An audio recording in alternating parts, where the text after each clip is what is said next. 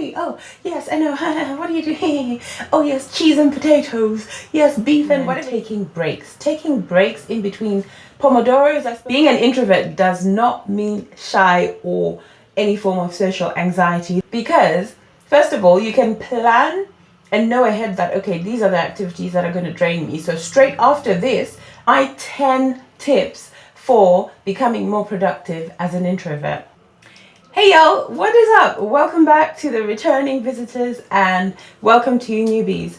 Today is boiling hot, and this whole like ring light, closed window, closed room setup is, I'm still getting used to it. So I have a fan to keep myself cool. So every now and then you might just see that coming up.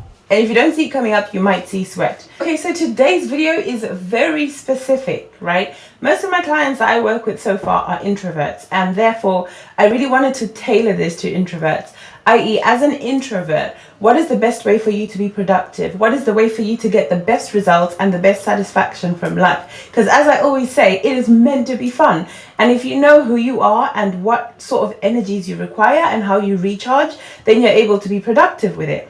Being an introvert does not mean shy or any form of social anxiety. They are completely different, because an introvert can be the least shy person or can be the most confident person. An extrovert can actually be one of the most shy people in the room sometimes. Shyness is a fear or an anxiety around it. Introverts simply do not want to be around a lot of people all the time. Okay, so everybody has a bit of introvert and extrovert in them. It's just that one of them sometimes tends to be slightly higher. So we are all ambiverts.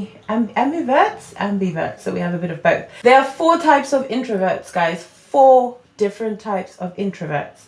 We have the social, the thinking, the anxious, and the restrained. So introverts love solitude. Like, we love time alone, just alone with our thoughts, to really go deep, get some deep thinking and reflection time. And this is because we are very self-aware. Introverts really enjoy just thinking and examining and analyzing and re-strategizing. Being around people drains our energy. So like, we like being around people. It's not like we don't like being around people, but it takes a lot of energy for us to actually be around people, whereas extroverts get energy from other people, from being around people. But as an introvert, you're very, well, not all, but like me, for example, I'm very hypersensitive to energies and emotions around me. So I feel like I'm like, you know, pumping everybody's energy around me and really giving. And for me to be fully present 100%, I really need to be active and constantly thinking and just very, very active, which drains me. So as an introvert, like, when we do have these social situations, we tend to prefer to have them with friends and family, close friends, people that we're comfortable with, you know, so that we can really have a good time and just enjoy life. And we literally can be as energetic and outgoing as an extroverted person.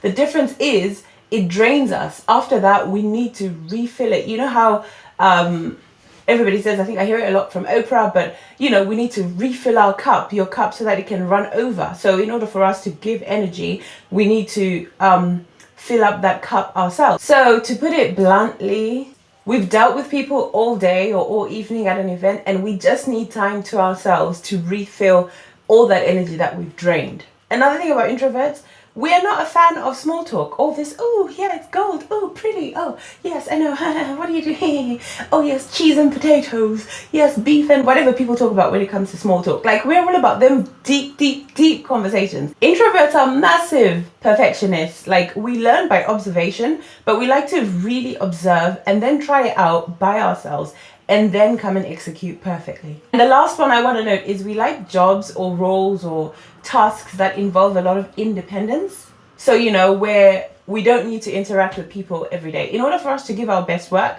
we interact with people very little every single day. And then we really focus on our work. You know, we can interact with people, but then we need to take time to recharge and then focus. You know, we delve deep, and you can't really delve deep when you're constantly talking to someone and thinking about what they're saying and then how to respond and how you feel about that, how they respond. Like, it's just a lot going on. This is why when an introvert is in the wrong job, the wrong career, the wrong business venture, the wrong whatever it is, they feel very, very overwhelmed easily, like overwhelmed and under focused, especially if it's like a really highly hectic environment where there's so much going on. It's not like we're not enjoying it, but we just get overwhelmed and overexcited and just we want to overexert, but we only have 1 cup of energy, and then before you know it, we crash or burn out. So my first piece of advice to you is to really, it's because I'm so hot up in here. My first piece of advice to you is to really take some time to reflect and journal. Whoop, whoop. We love to journal, but no, take some time to reflect and really understand like who you are and what makes you tick and how much of an introvert you are and what things you really do need as an introvert or don't need. Once you've journaled on your ideal career or ideal kind of tasks that work for you, then you can start planning a roadmap to get there. Now, you can book a session with me, an evaluation, free evaluation, where I can give you some free tips that you can start planning and figuring out what it is you do enjoy and don't enjoy, and then narrowing down to what kind of a career would suit you well. So anyway, now it's time for the juicy bit. Okay, I'm gonna slow down. It's time for the juicy bit. It's time to give you my 10 tips for becoming more productive as an introvert. Listen, guys, this is the juicy bit. If you don't have a pen and paper, get it now. Pause the video, rewind, replay, whatever it is, but make sure you are taking note of these because they are what? I thought I wasn't gonna say it, but they're game changers. Number 1, figure out your strengths and play to them. So get to know what are your strengths, what are your weaknesses. Are you someone who enjoys writing? Is that something that needs to be a part of your role? And play to it, like get roles or do the tasks that include the writing. If you're fortunate enough to have a business partner or a team where you can pick the tasks that involve the writing and swap around with different colleagues so that you're really using your skills. Because as an introvert, when we pick something that we're already good at, it makes it that much easier, as anybody, not just an introvert, but it makes it that much easier to do and focus on the task. Now, we can't, by the end of this video, I'm probably going to be dripping with sweat. I can feel it, but I just don't want to stop. Okay, so we don't all have the luxury of being able to pick what tasks we do. Some tasks we absolutely have to do. So I would highly recommend taking breaks. Taking breaks in between Pomodoros I spoke about in one of my previous videos, the productivity one, I'll link it up at the top.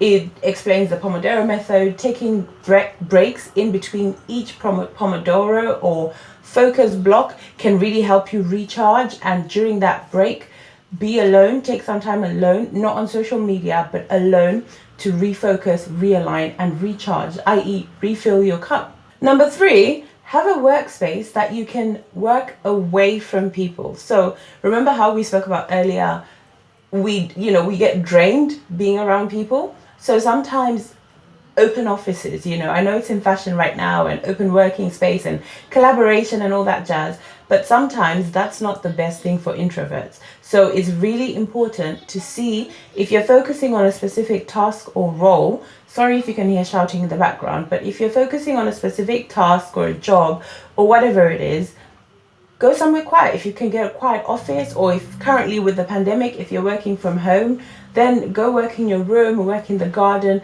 somewhere where you won't be disturbed and you won't need to give energy. Instead, you're using your energy purely to that task that you're focusing on. Number 4 is automate, guys. Where you can automate, this is a game changer. Oops. This is like, automation is such a big one, not just for introverts, but for extroverts as well. Now, when you automate things so introverts, we don't like being on the phone. We don't necessarily like all this email traffic. If there is a way you can automate email responses, or you can send all your calls to voicemail, listen to the voicemails, and then call back when you're ready. So you're batching, which is actually one of the next tips. Well, it's kind of number 4.5, so it's still kind of 4, but batching. So batch the tasks that drain your energy. When it comes to email responses, maybe say every day at 4 p.m. till 5 p.m. is all about email responses. Or maybe every Friday is email day, is phone call day, is people day, is client day. Every other day is for you to do your thing and refill your cup or work on the tasks that you actually enjoy. Number 5 is delegating. If you have the luxury of being able to delegate those draining tasks. Delegate those answering the phones or replying to multiple email inquiries or meetings, meetings that you can get away with not attending. Delegate them. Delegate them to someone in your team, to your business partner, to your colleagues, anyone that you can delegate, or get a VA if you can, if you run a business. Just really delegating those tasks that drain your energy will help you not have to worry about the process of then refilling and recharging after that. Number 6 is planning. Okay, I don't know why I just did that. But number 6 is planning. Planning is a game changer. Ooh, it just keeps coming out. Anyway, planning is a really, really good thing to do because, first of all, you can plan and know ahead that, okay, these are the activities that are going to drain me. So straight after this, I need some time to recharge, or I need to do something that does not require my brain. Maybe it requires my steps, or maybe it just requires folding, whatever it is. Anything that you can do that helps you recharge and preferably helps you have time alone in solitude. I can't say the word. I'll write it down on the screen. But it's really, really important for you to have that time where if you can plan to say, okay, this is going to drain me, but then I'm going to fill it up. Then I'm going to be drained, fill up, drain, fill up, drain, fill up. It makes your day that much better and easier. Same as if you're attending meetings. You can plan for those meetings because as an introvert, like, involving in conversation is a form of drainage. It's not that we don't enjoy it, but it takes a lot out of us to think about what's being said, how are we going to reply to it, and then actually replying. So if you can plan as much as possible in advance of meetings, then you've pre-thought of it. So essentially, you're either just reading it or it's on the top of your brain because you have taken time to think, sit, and consider. Same as this video recording or a presentation, for example. We can go out there and we can talk and talk and talk and share, and we will know what we need to say. We just need to get it out of our head and think about it and push it out, and eventually it comes out. But that effort of actually taking time to think and frame it is draining us more than if we take time to write the notes down, read the notes before, and then maybe have prompting scripts or just, the format that you've written down. It makes it a hell of a lot easier. It also makes it less likely that we're going to overthink, because as introverts, we overthink and overanalyze stuff so much. So I would highly recommend you do not jump into anything without planning it. Number 7. Number 7 is be more intentional, i.e. be more intentional about what you're going to work on that day, that week, that month, or even during that particular project. Be more intentional about what you're really going to focus on. Why? Because it makes it easier for you to say no to stuff that is not aligned with what your intention is for that day, week, or project.